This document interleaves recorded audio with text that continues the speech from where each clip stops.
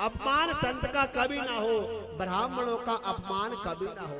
और वैसे तो ये होना चाहिए, अपमान तो कभी किसी का नहीं करना चाहिए, सबकी मान मर्यादा का ख्याल रखना चाहिए।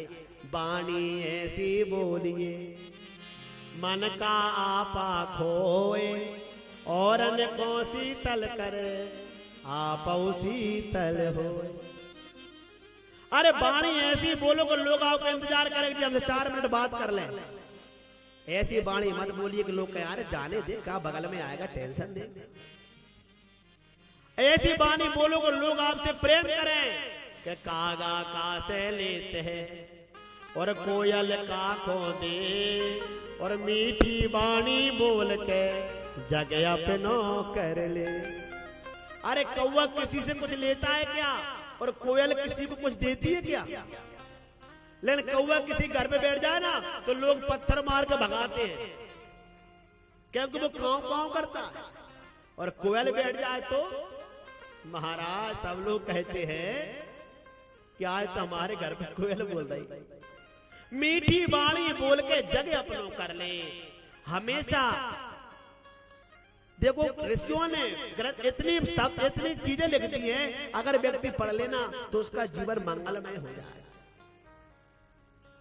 के शब्द समारह बोलिए, शब्द समारह बोलिए, के शब्द के हाथ न पांव, और एक शब्द औषधि करे एक करत है घाव।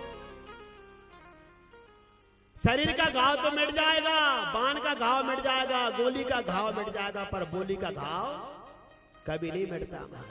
प्रेम से कहिए राधे राधे। श्राप दे दिया दक्ष का सप्त में हनी, 7 दिन में महाराज मर जाओ, क्योंकि परीक्षित ने संत का पान किया।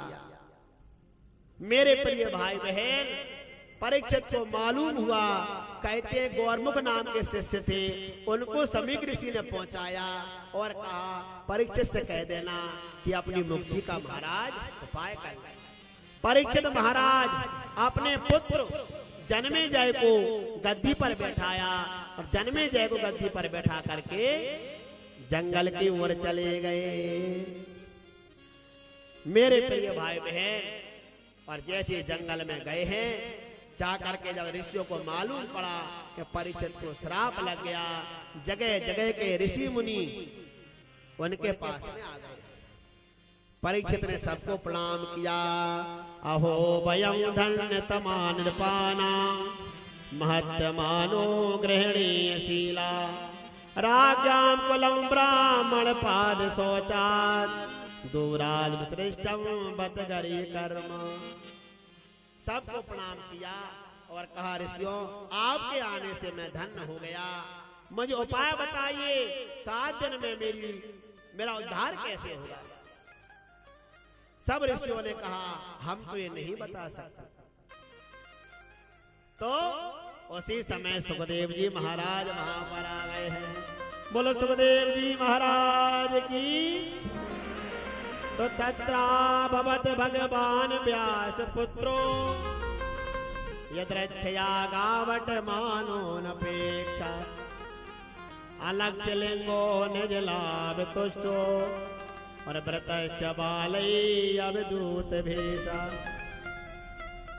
बोले उसी समय भगवान सुखदेव जी वहां पर आ गए हैं, और सुखदेव जी ने महाराज आकर के सबको दर्शन दिया है।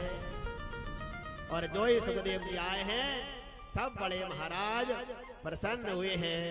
तो तम द्वष्टि वर्षम सुकुमार पाद, करोर बाबा सकपोल गात्रम, चार्वीयताक्षो नसतुल्य कर्ण, शुभ्राननं कुंभुसुजात कंठम। सुंदर महाराज सुखदेव जी का स्वरूप है, और सबने महाराज वंदना की है।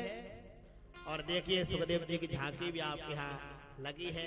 अब नियम है सुखदेव जी का पूजन होता है। मेरे प्रिय भाई बहन, तो पहले हमारे जो मुख्य यजमान हैं वो सुखदेव जी का पूजन करेंगे, सम्मान करेंगे, और इसके बाद में जिनके इच्छा हो महाराज प्रेम से भगवान का पूजन करेंगे। बोलिए वृंदावन बिहारी लाल की, सुखदेव जी महाराज की।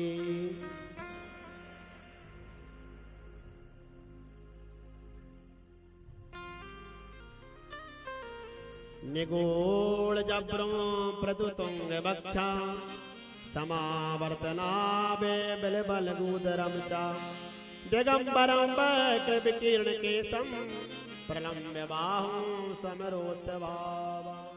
सुंदर महाराज सुखदेव जी का स्वरूप है और सुखदेव जी महाराज आकर के वहाँ विराजमान हुए हैं।